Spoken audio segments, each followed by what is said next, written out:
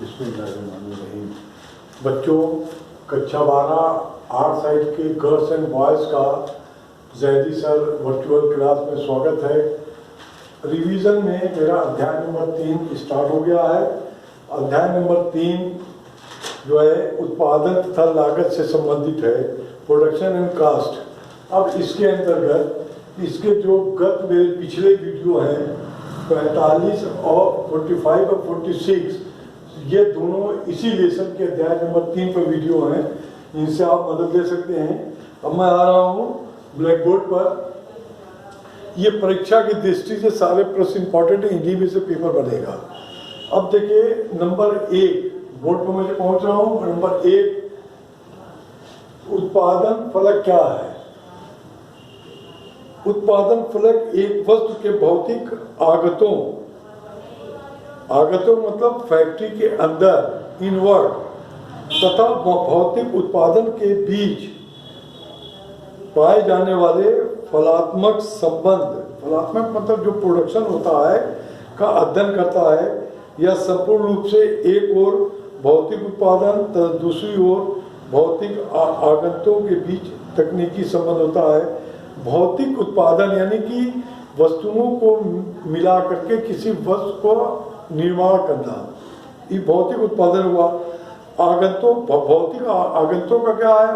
मतलब जो वस्तु होती है जो फैक्ट्री के अंदर इनवर्ट जाती है, जिस रॉ मटेरियल से वस्तु बनाई जाती है। अब नंबर 2 है उत्पादन के कारक बताइए। नंबर 2 उत्पादन के कारक। उत्पादन के कारकों का वर्गीकरण इस प्रकार है। नंबर 1 स्थिर कारक, नंबर 2 परिवर्तित कारक। अब स्थिर कारक का मतलब है जैसे एक फैक्ट्री है, कॉलेज है, एक कॉलेज की स्थिर कारक क्या है? जो एडमिनिस्ट्रेटिव पावर, बिजली का खर्च, उसके बाद कर्मचारियों का खर्च, वो स्थिर है। अस्थिर क्या होता है? जो जनसंख्या बच्चों घटने बढ़ने पर परिवर्तित होती है। तो अब देखिए स्थिर कारक, ये स्थिर कारक के वे कारक हैं जिनका प्रयोग उत्पादन में परिवर्तन होने से परिवर्तित नहीं होता। उत्पादन बढ़ाने से उस पर कोई प्रभाव नहीं, चाहे कॉलेज में 100 लड़के पढ़े, चाहे 1000 पढ़े या 2000 पढ़े, कॉलेज बिल्डिंग की लागत नहीं बढ़ेगी। हाँ, परिवर्तित लागत विद्युत है। नंबर 2 परिवर्तित लागत कारक। परिवर्तित कारक वे कारक हैं जिनका प्रयोग उत्पादन में परिवर्तन होने से परिवर्तित होता है। ये बहुत इंपॉर्टेंट है, इसको तैयार करिएगा। नंबर 3 दीर्घकालीन उत्पादन फलक को स्पष्ट कीजिए। दीर्घकालिक अगर पूंजीगत वस्तुएं दीर्घकालीन उत्पादन फलक का कारक होती हैं। दीर्घकाल के समय की या वह अवधि जब स्थिर कारक और परिवर्तित कारक के बीच का अंतर समाप्त हो जाता है। सभी कारक परिवर्तित कारक होते हैं। दीर्घकाल एवं फर्म की उत्पादन क्षमता को बढ़ाने का निर्णय प्राप्त होता है। प्लांट का आकार को परिवर्तित कर सकता है, प्लांट की क्षमता बढ़ाई जा सकती है, अथवा आर्थिक से अधिक प्लांट से को संस्थापित या अथवा स्थापित किया जा सकता है। अतः अल्पकाल के दौरान में जो स्थिर कारक है वह परिवर्तित कारक बन जाता है, के बोलते हैं उसको। नंबर देखिए उत्पादन लागत से आपका समझते हैं। उत्पादन लागत से आपका समझते हैं, इसको देखिए।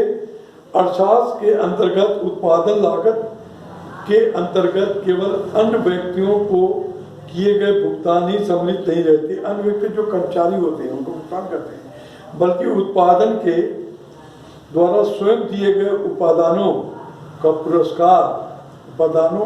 पुरस्कार और वस्तुओं की कीमत तथा उसका स्वयं अपना लाभ भी शामिल होता है।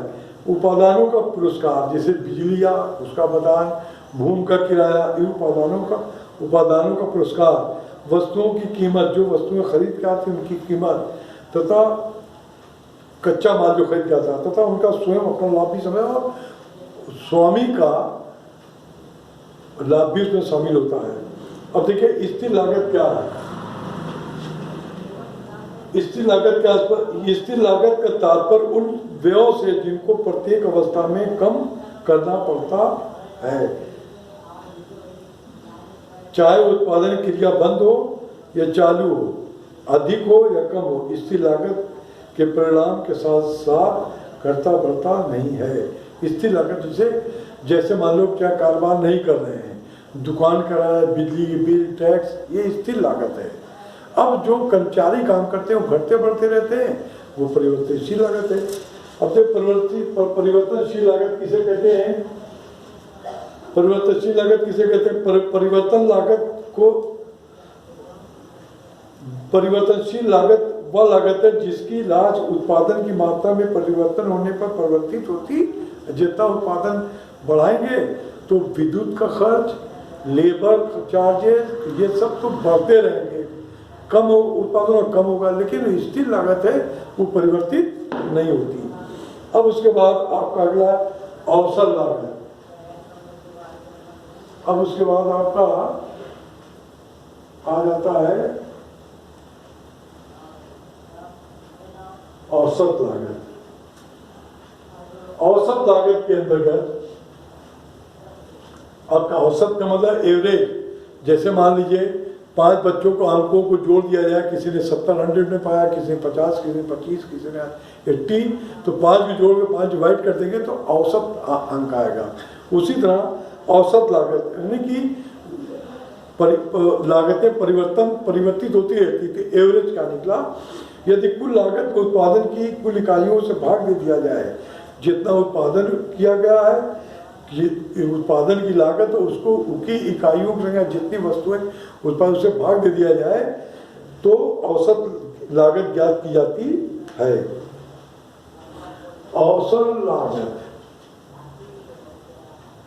औसत लागत के अंतर्गत